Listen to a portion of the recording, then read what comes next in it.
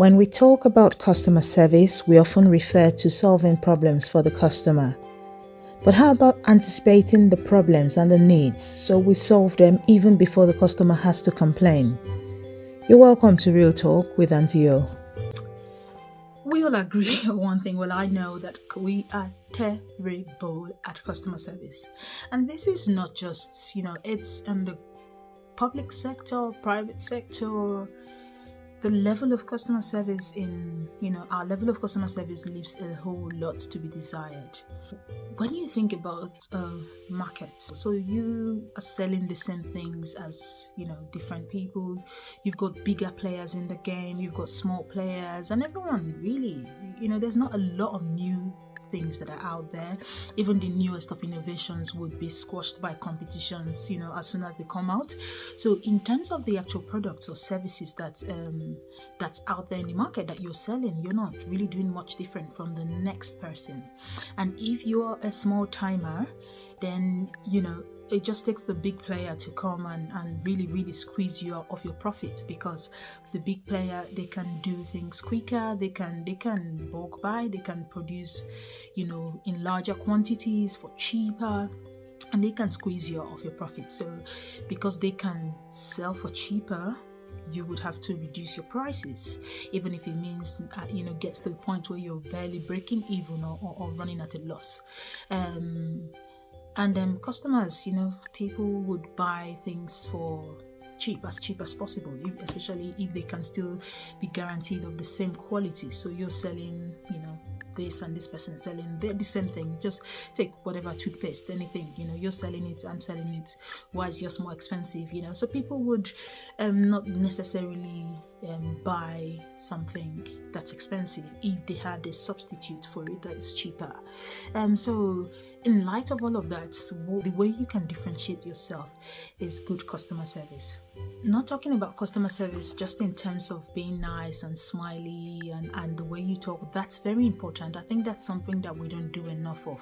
So sometimes you speak to customer service and it does seem as though they're doing you a favor, or that you're bothering them, or they don't answer your questions.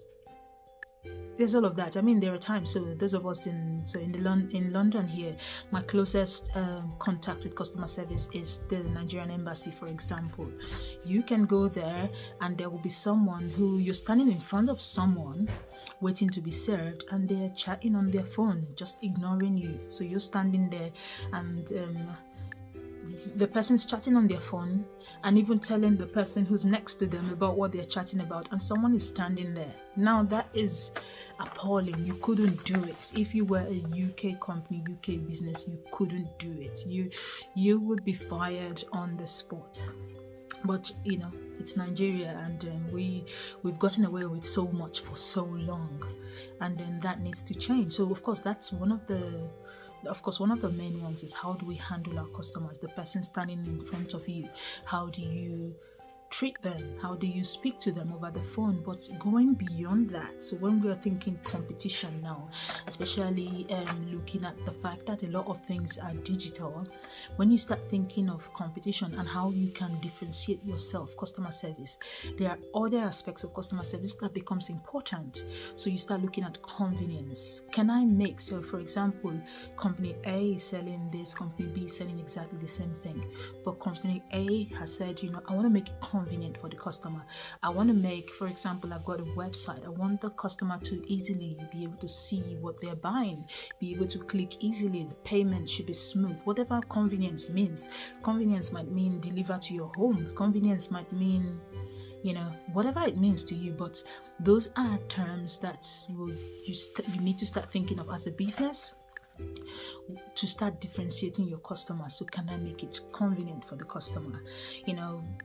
I think this whole NIN thing or whatever going on in Nigeria, and inside of COVID, the government still expects people to go congregate and queue up in places, and that's just, we do things that way because we have gotten away with them for so long. There are smarter ways of doing these things.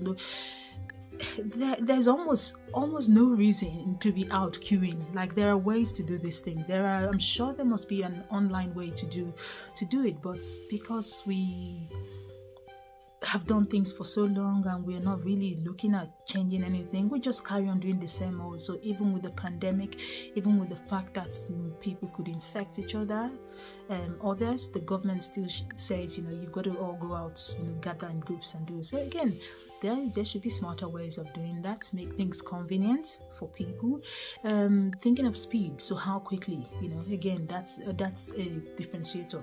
So if, for example, I've got a dry cleaning outfit, right? Okay, company A says, your clothes will be ready in 7 days, and company B says, we can turn it around tomorrow. And I'm just giving this example not because I know anything about dry cleaning or whether that's possible, but one person says, oh yeah, come back in 7 days time, that's how we've always done it, and company B says, oh, actually 24 hours, come back tomorrow. Or even put a step further and say, we want to make it convenient for you as well, we're going to deliver your clothes to you, we're going to come pick it up, we're going to deliver. Those are little things that people already do, so then none of this is new. So I'm just talking about applying those sort of thinking to your own business. Your specific business is, okay, I want to do this, and there's already millions of us doing that, but how can I make my services different? How can I differentiate myself?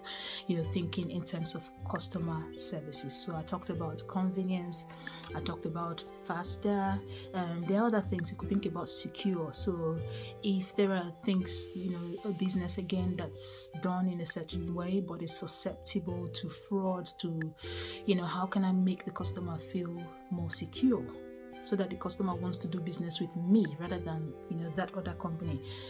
How can I gain the trust of my customer? Okay, so it is those things. So when you put it together, right, you've talked about thinking of ways to make things convenient for the customer. There's even things like after service. So for example, I sell an equipment I think I've probably covered this as well somewhere else. You sell an equipment to a customer and someone who services the equipment or repairs the equipment, and you can package, as a deal and say, okay, fine, if you buy this. So for example, company A might just say, we sell this equipment, go. Company B might say, oh, actually, we sell this equipment, but we have a service package on top of it. So we would come and service it twice a year, whatever. And again, it's the sort of thinking, those sort of partnerships, and I think I've got that separately, but again, things like that will just take you that one step further, that one step closer to your customer. So those are the ways in my head, first of all, to acquire the customer, by making things better, convenient, fast, safer, cheaper if you can. And then when you've got the customer in, it is the attitude, it is your customer service, your smile, your proactiveness. Be proactive in helping them, in responding to queries. And really, if you employ staff and all of that, make sure that they see your business as their business, and they're not doing it with half-heartedly, and they have a culture. Build your own culture and make sure that everyone is adhering to that culture. But I think that customer service is a big area in which Nigerians really have to take this seriously. It doesn't matter whether you're a small outfit, a tailor somewhere, a big company somewhere, just do your bit. And in that's where you start to, first of all, acquire customers by making yours better, convenient, and all of that, and then retain them by your attitude towards them. The customer is king. Yes, they're not always correct, but they pay your bills, they keep you in business. So it's an important one for us. We can't keep doing things the way we've always done. I think that needs to change. Thank you.